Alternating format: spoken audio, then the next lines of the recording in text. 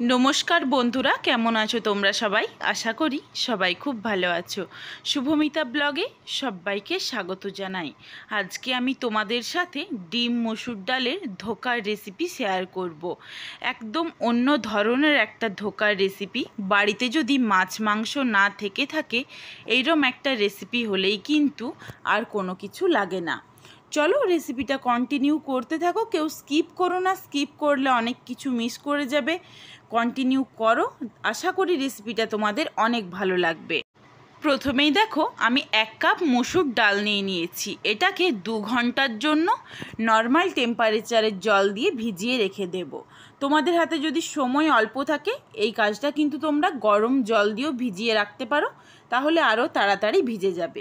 এখানে দেখো সুন্দরভাবে ডালগুলো ফুলে উঠেছে। আমি এখানে একটা ছাঁকনিতে করে ছেঁকে নিয়েছি, যাতে জলটা একদম না থাকে। দেখো, এরপর একটা মিক্সির জারের মধ্যে নিয়ে কয়েক কোয়া রসুন, অল্প একটু আদা একসাথে খুব ভালোভাবে পেস্ট করে নিয়েছি। এখানে মাঝারি সাইজের একটা পেঁয়াজকে ছোট্ট ছোট্ট করে কুচি করে নিয়েছি। হলুদের গুঁড়ো, লঙ্কার গুঁড়ো, গরম মশলার গুঁড়ো আর দিচ্ছি পরিমাণ মতো লবণ। এরপর এখানে আমি 3টে ডিম ফাটিয়ে দেব। এখানে তোমাদের আমি একটা কথা বলে রাখি, তোমরা যদি 1 কাপের থেকে কম মসুরির ডাল নাও বা বাড়িতে মেম্বার কম, সেই ক্ষেত্রে কিন্তু তোমরা ডিমটা কম দিতে পারো। কিন্তু আমি একটা আন্দাজে তোমাদের বলে দিলাম, 1 কাপ মসুরির ডালে 3টে ডিম। এরপর তোমরা মসুরির ডাল যদি বাড়াও তো বাড়িয়ে দিও ডিমের পরিমাণ, আর কমালে ডিমের পরিমাণটা কমিয়ে দিও। দেখো, এরপর ডিমটা দেওয়ার পরে খুব ভালোভাবে কিন্তু ফেটিয়ে নিতে হবে, যাতে কোনোভাবেই দলা না থেকে যায়। 2 থেকে 3 মিনিট সময় নিয়ে খুব ভালোভাবে মিশিয়ে নিয়েছি। এইদিকে একটা তাওয়া বসিয়ে সরিষের তেল দিয়ে দিয়েছি। খুব ভালোভাবে তাওয়াটাকে গরম করে নেব। এরপর যেই ব্যাটারটা করে রেখেছিলাম ওটা পুরোটাই এতে দিয়ে দেব। এটা কিন্তু একদম পাতলা করে করা যাবে না, যা তোমরা ব্যাটার বানাবে একবারেই দিয়ে দিতে হবে। দেখো, একটু আমি চারিদিকে ছড়িয়ে দিচ্ছি, যেটুকু ওপরে একটু স্তূপ হয়ে রয়েছে চারিদিকে যাতে সমানভাবে গোলটা হয়, এই জন্য একটু একদম ছড়িয়ে দিলাম। এই সময় কিন্তু গ্যাসের ফ্লেম একদম কমিয়ে রাখতে হবে, মাঝারি বা হাই কোনোটাই চলবে না, তাহলে ধোকাটা পুড়ে যেতে পারে আর ভেতরটা কাঁচা থেকে যেতে পারে। দেখো, লো ফ্লেমে এখানে আমি 3 থেকে 4 মিনিট মতো একদম ঢেকে রেখে দিয়েছিলাম। ঢাকনা খুলে চলে এসেছি। দেখো, নিচে কিন্তু একদমই বসেনি, পুরো ছেড়ে আসছে। এরপর একটা প্লেট নিয়ে নিতে হবে। এইভাবে যদি তোমরা উল্টোতে যাও তাহলে কিন্তু ভেঙে যেতে পারে। এরপর প্লেটের মধ্যে এইভাবে রেখে আবারও অপর পিঠটা দিয়ে দিতে হবে, তাহলেই দেখবে সুন্দরভাবে উল্টানো হয়ে যাবে। আবারও ঢেকে দেব 3 থেকে 4 মিনিটের জন্য। দেখো, সুন্দরভাবে কিন্তু ফুলে উঠেছে ধোকাটা। আর এই ধোকাটা ভাজতে একদমই তেলের প্রয়োজন হয় না। যদি তুমি 1/2 টেবিল স্পুন তেলে ভাজো তাতেও হয়ে যাবে, কোনো সমস্যা হবে না, সমানভাবেই কিন্তু উঠে যাবে। চলো এরপর ধোকাটা নামিয়ে রেখে দিই। এইদিকে দেখো, একটা মিডিয়াম সাইজের টমেটো, অল্প একটু রসুন, অল্প একটু আদা পেস্ট করে নিয়েছি। আদা রসুন মিশিয়ে 1 টেবিল স্পুন হবে।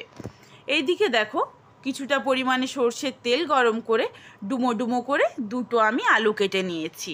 পরিমাণ মতো লবণ, অল্প একটু হলুদের গুঁড়ো দিয়ে ভালোভাবে ঢেকে ভেজে নেব। আর একটু লাল লাল করে ভাজবো, তাহলে কিন্তু আলুটাও খেতে খুব সুন্দর লাগে। তোমরা কিন্তু আলু ছাড়াও এই রেসিপিটা বানিয়ে খেতে পারো। আলু না দিয়ে খালি মশলাটা খুব ভালোভাবে কষিয়ে এই রেসিপিটা করলেও কিন্তু খুব ভালো লাগে। দেখো, ঢেকে দিয়েছি যাতে কিছুটা সেদ্ধ হয়, দেখ, আর লাল লাল করে ভাজাও হয়। লাল লাল করে একদম ভেজে নিয়েছি।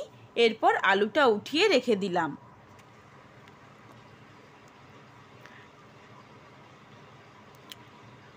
কড়াইয়ে যেই তেলটা আছে ওই তেলের মধ্যে আর 1 টেবিল স্পুন তেল অ্যাড করেছি।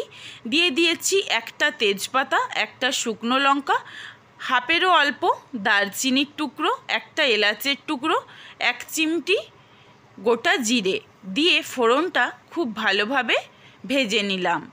এরপর এখানে 2টো মিডিয়াম সাইজের পেঁয়াজ কুচিয়ে নিয়েছি। পেঁয়াজটাকে খুব ভালোভাবে ভেজে নেব। তোমরা কিন্তু এই ধোকাটা বাড়িতে যদি কোনো দিন ডাল ভাতও করো তো এইরকম একটা ধোকা বানিয়ে শুকনো ধোকাটাও কিন্তু খেতে খুবই ভালো লাগে, খেয়ে দেখতেই পারো একবার। এরপর এইখানে দেখো ওই টমেটো, আদা আর রসুনের যে পেস্ট করে রেখেছিলাম, পেঁয়াজ খুব ভালোভাবে ভাজা হয়ে গেলে ওই পেস্টটা দিয়ে খুব ভালোভাবে নাড়াচাড়া করে কষিয়ে নিতে হবে। মশলা থেকে তেল ছেড়ে দিয়েছে, কষানো হয়ে গেছে। এরপর কিছু গুঁড়ো মশলা অ্যাড করেছি।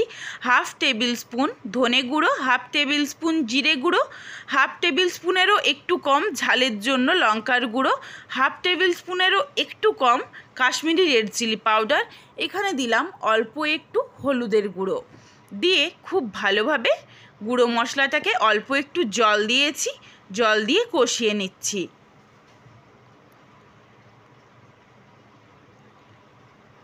কষানো হয়ে গেছে। এইদিকে দেখো তেল ছেড়ে দিয়েছে, আবারও দিয়ে দিলাম ভেজে রাখা আলু দিয়ে খুব ভালোভাবে নাড়াচাড়া করে দিচ্ছি।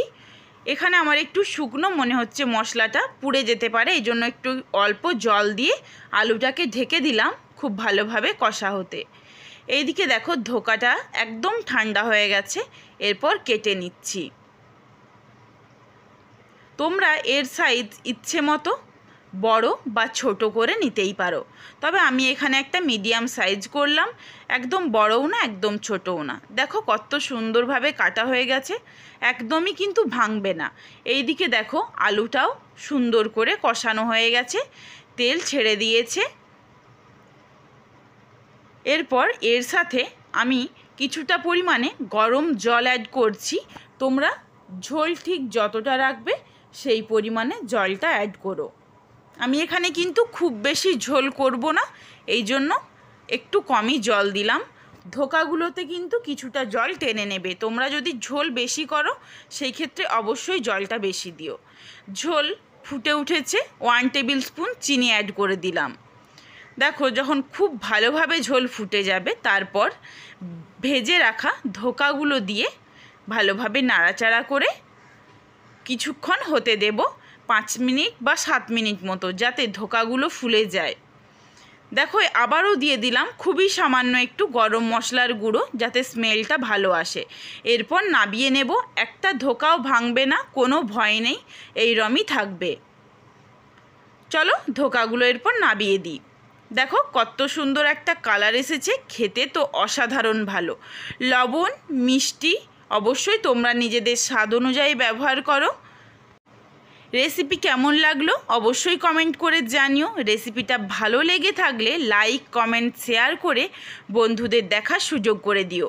তোমরা যদি আমার এইরকম নিত্য নতুন রেসিপি দেখতে চাও, আমার এই রেসিপিটা ভালো লেগে থাকে, যদি ফেসবুক থেকে দেখে থাকো আমার পেজটিকে ফলো করে দিও, যদি ইউটিউব থেকে দেখে থাকো সাবস্ক্রাইব করে পাশে থাকা বেলটি অন করে অল নোটিফিকেশান অন করে রেখো, যাতে আমার প্রত্যেকটা নিত্য নতুন রেসিপি তোমাদের কাছে সবার প্রথমে পৌঁছে যায়।